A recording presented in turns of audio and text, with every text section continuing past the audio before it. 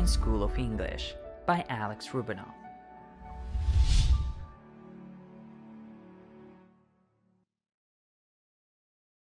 Hello, wonderful online students, and welcome to the vocab companion of the first online English workshop for grammar through English Tochka. Are you ready for 33 beautiful new English words? I hope so, because I am. Let's go. Our first word up is desire. Desire, as a noun, means a very strong want, if you want something. Or as a verb, it means to want something.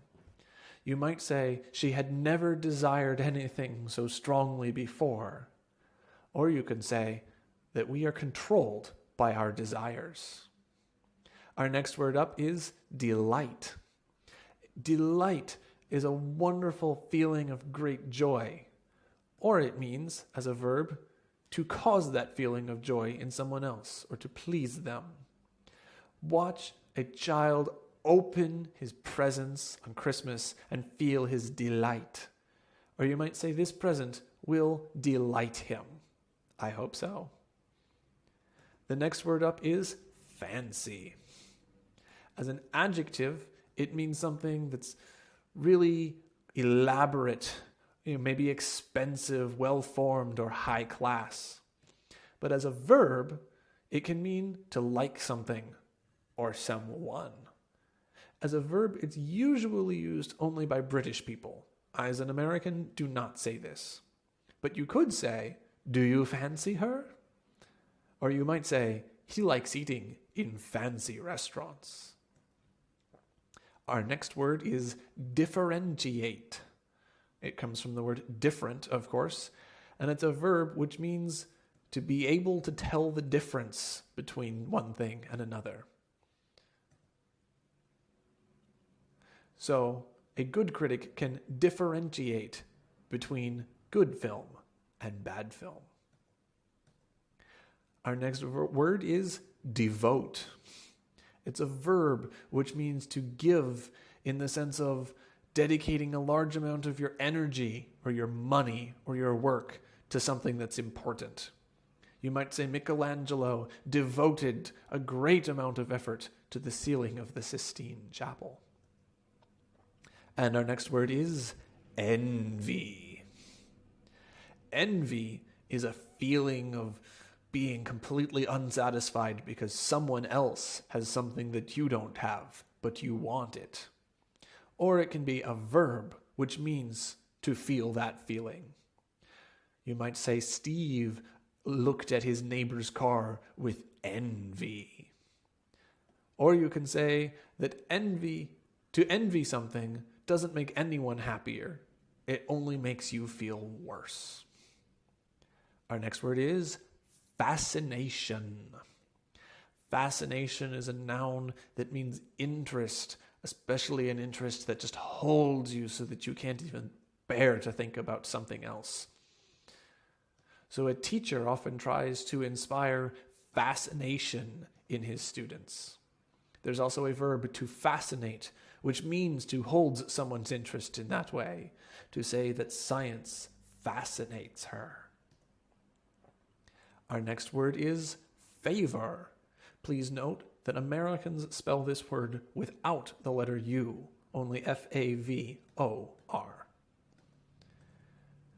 A favor is something that you do for someone that might be really nice, something more than they might expect you to do for them, but you did it anyway. Or as a verb, it can mean to like something, or to prefer it to something else. To say she favors older music, or, hey man, can you do me a favor? I really need to get there. Can you drive me? Our next word is greedy. Greedy is an adjective that describes people who never have enough and always are trying to get more, whether it's money or food or power or whatever.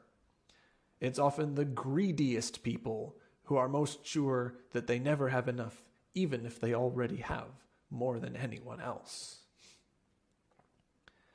Now we have impulse. An impulse is a sudden, strong desire to do something that often occurs without very much thinking. So you can say he bought it just on a sudden impulse. The adjective impulsive describes a person who very often acts on his impulses and maybe wishes later that he hadn't. Our next word is inclined. Inclined is an adjective saying that someone is generally very ready to do something or likely to act in a certain way. He's not inclined to spend money on anything he can get for free. And liking. Liking is a noun describing how you feel about something that you like, often used in the phrase to my liking or his.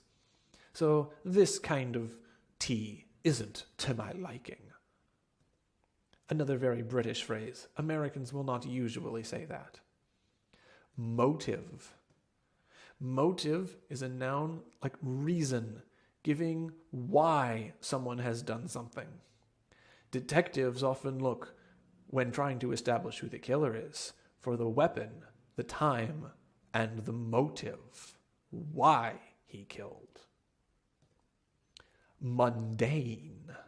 Mundane means ordinary and also kind of boring. So he hates the more mundane aspects of his job and lives for the more exciting days. Obsessed. Obsessed is an adjective describing a person who's very interested in something, too interested in it, to the point where it becomes a little bit scary. Why is John so obsessed with that famous singer? It's a little bit weird. Our next word is optional. Optional means something you can choose, but it's not required. So this is an optional course which students may take, or they may graduate without it. Next word is passion. Passion is a very deep, powerful sort of love. Not just a romantic love for one other person, but for doing anything that you might do with your whole heart. He's not the biggest or the strongest player, but you can tell that he plays the game with passion. Then praise. To praise is to express approval, to tell someone that they are great or that they have done something great. The teacher praised him for his excellent work on his project.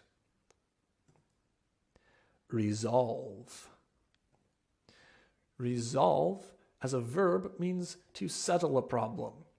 So the two friends met, resolved their difficulties, and ended the argument. But it can also mean a very firm determination to accomplish something. Before the match, the players' faces showed resolve. Sacrifice. To sacrifice is to give up something very important, maybe in a way that even hurts you, for the good of something better, perhaps for the whole group. So he made a sacrifice of his time so that the rest of everyone could take the whole day off. It can also mean a noun describing the sacrifice. So the cake was a necessary sacrifice as we fled the rain in the picnic. Strive. To strive is to work very, very hard to achieve something. So if you strive your whole life, you might get what you want, but you will certainly be tired. Taste. As a noun, taste describes how a person chooses what they like, especially in matters like music or food, or other cases where there's not a right and a wrong, only what do you prefer? I don't enjoy his taste in music, and that's why I don't like driving with him. Tempting. Something that is tempting is something that you really feel like doing, even though you know it's probably not a good idea. I've already had a very large dinner, but that cake looks very tempting. Now we get some idioms. For example, make yourself at home. To make yourself at home is something you might say to a guest, and it means be comfortable, do what you like. Maybe put your feet on the table if you want to. The concrete jungle is an idiomatic way of referring to places in the inner city where buildings are very close together and dangers lurk like wild animals. He grew up in the concrete jungle and made it all the way to Harvard University. A blot on the landscape means something that makes everything else around it feel worse, even if everything else is pretty good. It's a lovely neighborhood. It's a shame that rundown old house has to be such a blot on the landscape. In the sticks describes a place way far away from the nearest large city, in a way that makes it sound like kind of a boring place. Maybe not where you want to be.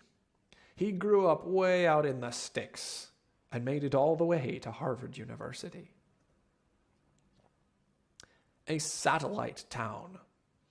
It describes a place that might be a city on its own right, but it's mostly in the shadow of a much larger city and depends on it.